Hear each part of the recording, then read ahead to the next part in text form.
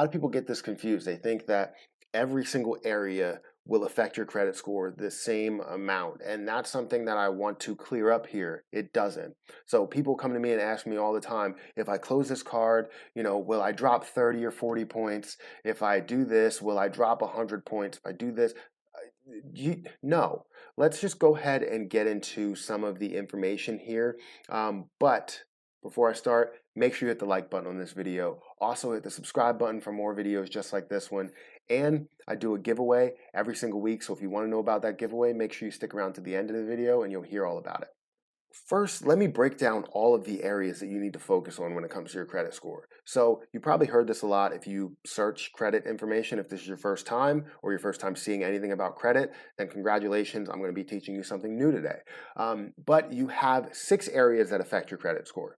You have on-time payments, you have derogatory marks, you have credit inquiries, you have credit utilization, you have number of accounts, and age of credit. These things will really affect your credit score, all of them.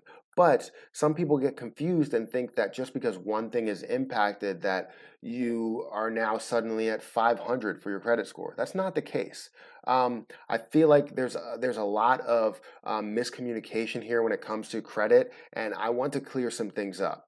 And if you're a credit expert, make sure you comment down below and let other people know and answer their questions if I can't get to them. So the first thing that I want to clear up is the fact that credit inquiries will deeply impact your credit. They will not. There's something that's a very low impact to your score. It's something where you apply for too many credit cards. Yes, credit card companies will deny you if you apply for too many credit cards and, in a given year or so. But it's not something that's going to bring your credit score down a crazy amount. What a lot of loan companies and issuers, credit card issuers, and people that will give you credit care about are 3 simple areas.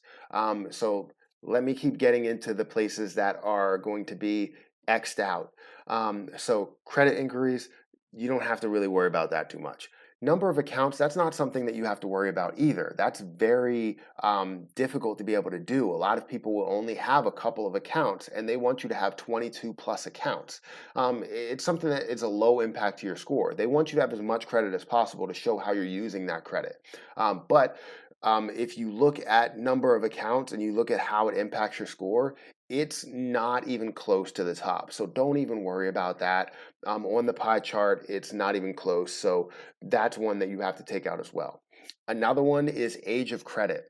Yes, age of credit. A lot of people talk about this so much. If I close my credit card, how does it affect my age of credit? Well, one, it doesn't affect it in really any way. You're closing the card, but your age of credit still stays there with that card because you own that card, you use that card, and it was open for a period of time. It stays there as a closed card, but your age of credit still stays with it. It doesn't make sense that a credit card for age of credit would disappear. Like that doesn't make sense at all. Your credit card history will stay there within your credit report for a long period of time. So if you used that card for 13 years, that 13 years is going to stay there. It's not going to go away. It's going to stay there as a closed account, but 13 years of credit history with that card.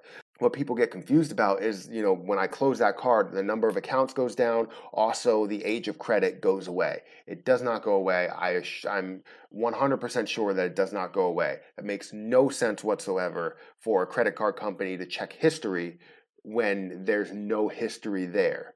Do you know what I'm saying? It makes no sense. So don't worry about that at all. And if it does affect your credit score for closing the account, it's not going to be anything more, I would say, than 10 points. And that's at the high end. So I've never had any situation. I mean, I didn't physically close my own cards. I had them closed from inactivity, but it didn't really affect my credit score. I can see it. And with the fact that I really just go out and get things by month and I have my credit score reported to me by month. I mean, I see it, but I don't see it at the same time. So it doesn't really matter to me. So there are 3 areas that you need to focus on. 2 are probably the most important, but all 3 of them are very important because they highly impact your credit score. The first one I wanted to talk about was derogatory marks. Anything that you have that goes into collections, anything that you have that you didn't pay on, medical bills, credit card bills, student loans, things like that, that goes into this whole collection state. Hey, we need our money. You didn't pay on time. This is not, we need our money. It's been 90 days, 180 days. It's been so long since we had our money. Please pay us, type of thing. That's something you don't want to have impact your credit score, because that's a huge impact to your credit score. The other three that we just talked about really are like nothing compared to derogatory marks, and it's just a lot to deal with. So do not put anything in collections. If you do, I recommend paying it off, or going with a company like creditrepair.com. I did that when I had medical bills, and that was a whole situation when I got out of high school. But derogatory marks is a huge impact. The next piece is credit utilization. This is a huge piece that I love to focus on. Now, there's so much going around with different credit card utilization numbers, percentages, and you need to be at, they say 30%, 20%, 10%. Some people say 1%. If you're under 5%, that's a good thing. That makes no sense to me. From what I understand, there are three tiers of credit utilization. There's 30%, 20%, and 10%. If you're below 30%, you will be in the green, the borderline between green and yellow. If you're at 20%, below 20%, you're going to be more of like the good standings. You're not at the borderline, but you're in the middle of green. And then if you're below 10%, that's where you're going to be in the upper tier of green.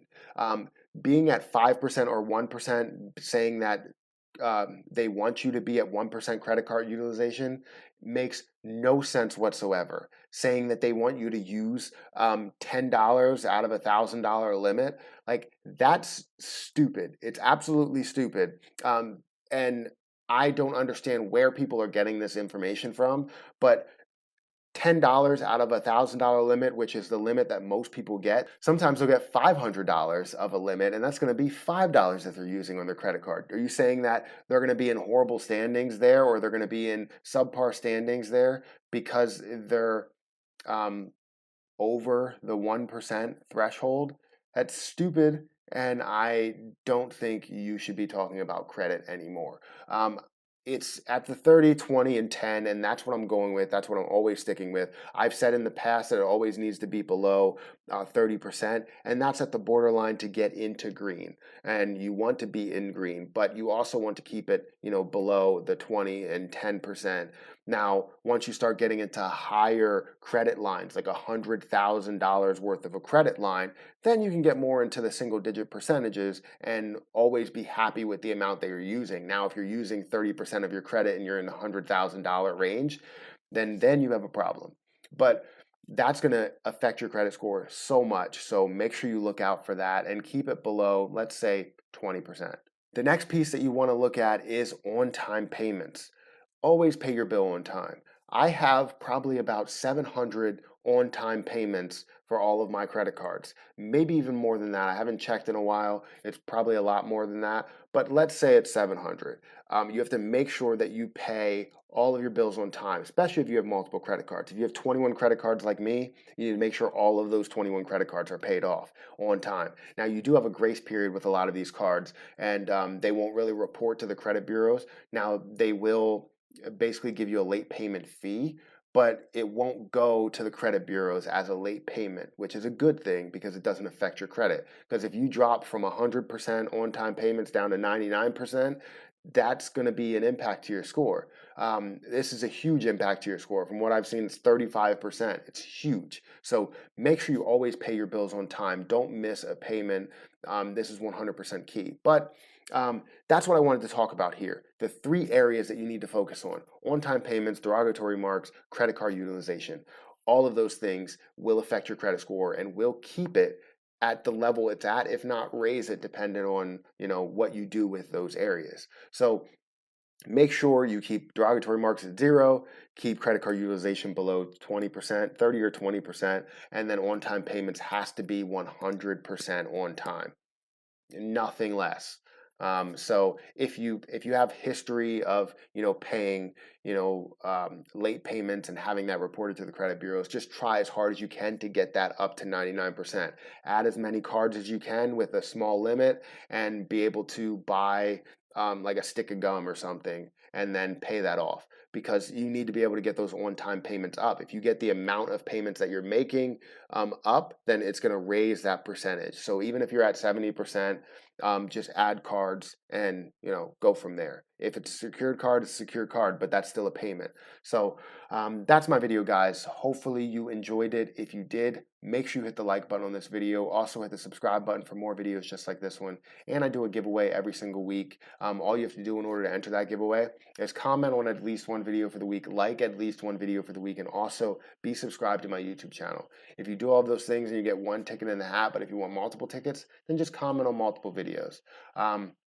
You do have to subscribe to both of my YouTube channels. I don't know if I mentioned that. You have to subscribe to this one, the Matthew Perry channel, and then also subscribe to the podcast channel that we have, the Perry Experience. We post there. We want to post there every week, but we're going to try and post there maybe twice a month. At max, it'll be 4 times a month. But that's pretty much it, guys. Thank you so much for watching. I really appreciate it, but I'm going to have to get out of here, and until next time, I'll see you guys later.